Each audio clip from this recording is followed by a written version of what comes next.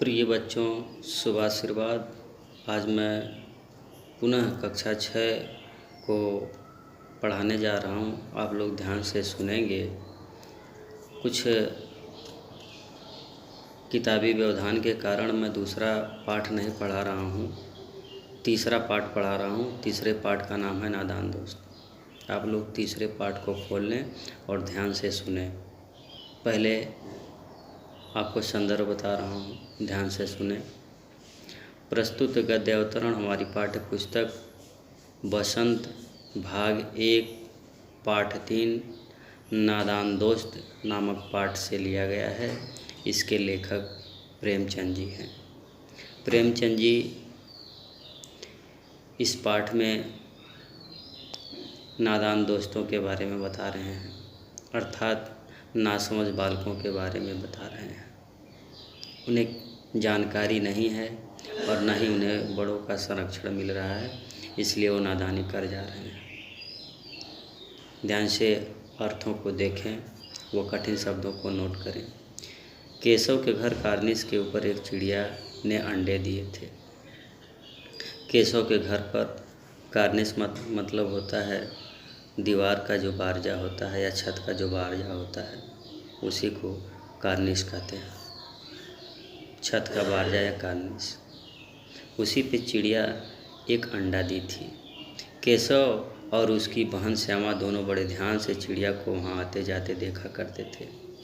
केशव और श्यामा उस चिड़िया को बड़े ध्यान से देखा करते थे कि कार्निस पे चिड़िया आती है, बैठती है और फिर चली जाती है। सवेरे दोनों आंखें मलते कार्निस के सामने पहुंच जाते और चिड़ा और चिड़िया दोनों को वहां बैठा पाते। इन बच्चों में इतनी उत्सुकता रहा करती थी कि जैसे ही सुबह हुआ करती थी, ये आँख मीचते हुए उस कार्निस के पास दौड़े हुए चले आते थे और चिड़ा और चिड़िया को ये वहाँ बैठा पाते और देखते। बच्चों में वैसे ही चिड़ियों को देखने की उत्सुकता होती है, वैसे ही ये दोनों बच्चे जो है बड़े चाव से इन चिड़ा और चिड़िया को देखा करते थे। उनको देखने में दोनों बच्चों को न मालूम क्या मज़ा मिलता। दोनों बच्चे इन चिड़िया और इन चिड़ियों को देख लेते तो इन्हें बड़ा आनंद मिलता था। दूध और जलेबी की सुध भी न रहती थी। इन दोनों बच्चों को सुध मतलब ध्यान, अपने खाने पीने का भी ध्यान नहीं रहता था। सुबह सुबह इन्हें खाने के लिए दूध, पीने के लिए दूध और खाने के लिए जलेबी मिला करती थी, लेकिन उसका भी ध्यान इन्हें नहीं रहता था। दोनों के दिल में तरह तरह के सवाल उठते थे। दोनों बच्चे अपने मन में तमाम प्रकार के जो है सोच को रखते और तमाम प्रकार के सवाल इनके मन में उठता था। अंडे कितने बड़े होंगे, ये सोचते थे कि अंडे कैसे हैं, कितने बड़े हैं, किस रंग के हैं और कितने होंगे, और फिर ये खाते क्या होंगे, उनमें से बच्चे किस तरह निकल आएंगे और फिर ये बच्चे कैसे उसमें से बाहर निकलेंगे। बच्चों के मन में वैसे ही तमाम प्रकार की कल्पनाएं उठा करती हैं, जैसे पानी में बुलबुले उठते हैं। लेकिन ये बुलबुले तो जैसे ही पानी में गिरते हैं शांत हो जाते हैं, लेकिन इन बच्चों के मन की जो कल्पनाएं होती हैं वो शांत नहीं होती। इनका चाव होता है, जानने की इच्छा होती है, उत्सुक होते हैं। उसी प्रकार से इन दोनों बच्चों के अंदर इतनी उत्सुकताएं होती हैं, लेकिन इन्हें कोई बताने वाला नहीं होता है। बच्चों के पर कैसे निकलेंगे, वो तमाम प्रकार की बात, ये इससे अंडे से बच्चे कैसे निकलेंगे, उनके पंख कैसे निकलेंगे, इनका घोंसला कैसे बनेगा, लेकिन इन बातों का जवाब देने वाला कोई नहीं है। जबकि बच्चों को संरक्षण होना चाहिए, बच्चों को संरक्षण मिल रहा है, लेकिन बच्चों की कल्पनाओं की पूर्ति नहीं हो रही है। अगर बच्चों को इनकी इच्छाओं की पूर्ति की जाती, अर्थात इनके मन में जो कल्पनाएं उठ रही हैं, जो विचार उठ रहे हैं, उन विचारों को शांत करवाया जाता, उनके विषय में बताया जाता, तो बच्चे इतने परेशान न होते। न अम्मा को घर के काम धंधों से फुर्सत थी, न बाबूजी को पढ़ने लिखने से। वही बात, अम्मा जी को घर के काम धंधों से फुर्सत नहीं थी, वो अपने काम में व्यस्त रहा करती थी। पूरे दिन जो है घर में काम किया करती थी, और बाबूजी अपने पढ़ाई लिखाई में अखबारों को लेकर के परेशान रहा करते थे, किताबों को लेकर के परेशान रहा करते थे। दिन भर वो पढ़ा लिखा करते थे। इन बच्चों पे ध्यान दोनों लोग नहीं दे पाते थे।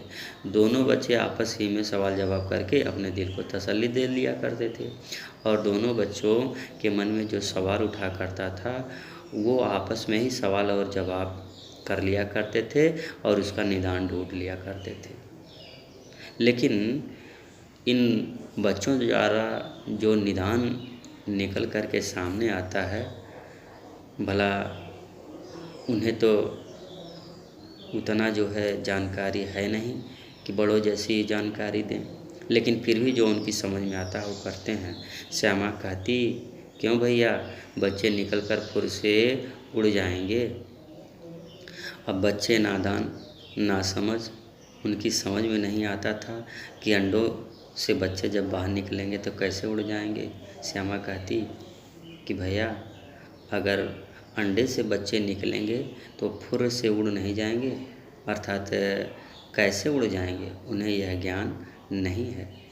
केशव विद्वानों जैसा गर्व से कहता, ऐसा प्रतीत होता केशव बहुत ही जानकार है, और वैज्ञानिकों जैसा जो है, वो विद्वानों जैसा जो है वो उत्तर देता, नहीं रे पगली, कहता तू पागल है, ऐसे कैसे उड़ जाएंगे। पहले पर निकलेंगे, पहले इनमें से पंख निकलेंगे, तब तो उड़ेंगे। छोटे बच्चे कैसे उड़ सकते हैं, बगैर पैरों के बेचारे कैसे उड़ेंगे, और जिनके पैर नहीं हैं वो भला कैसे उड़ेंगे। श्यामा बच्चों को क्या खिलाएगी बेचारी। श्यामा कहती भैया से कि भैया, चिड़िया बेचारी बच्चों को क्या खिलाएगी, कैसे जिलाएगी, वो तो छोटे छोटे हैं, कहीं उड़ भी नहीं पाएंगे, कहीं दाना चुगने भी नहीं जाएंगे, तो बेचारी चिड़िया कहाँ से दाना ला करके इन बच्चों को खिलाएगी। केशव इस पेचीदा सवाल का जवाब कुछ न दे सकता था। अब केशव की नादानी, केशव नासमझ, इस पेचीदा सवाल, घुमावदार सवाल, पेचीदा मतलब घुमावदार, इस घुमावदार सवाल का जवाब भला वो कैसे देता, क्योंकि उसकी उम्र अभी कम थी, उसे इतनी जानकारी नहीं थी, तो भला वो उत्तर कैसे देता।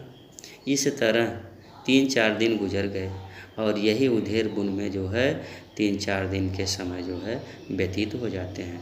दोनों बच्चों की जिज्ञासा दिन दिन बढ़ती जाती है, और दोनों बच्चों जानने की इच्छा, जिज्ञासा मतलब जानने की इच्छा, दोनों बच्चों की जानने की इच्छा जो है दिन प्रतिदिन बढ़ती चली जाती थी। अंडों को देखने के लिए भी अधीर हो उठते थे, और अंडों को देखने के लिए उनके अंदर जो है उत्सुकताएं और बढ़ती जाती थी। दोनों उत्सुक होते जाते थे उन बच्चों को देखने के लिए।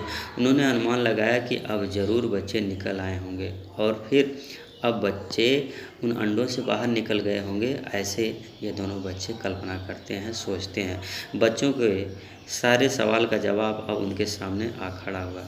अब इन दोनों बच्चों के जवाब इनके सामने आ चुका है, अब इन्हें जानकारी हो गई है, उनके सामने यह सवाल अब आकर के खड़ा हो रहा है। तो बच्चों, यह अगला अवतरण अब अगले दिन बताएंगे।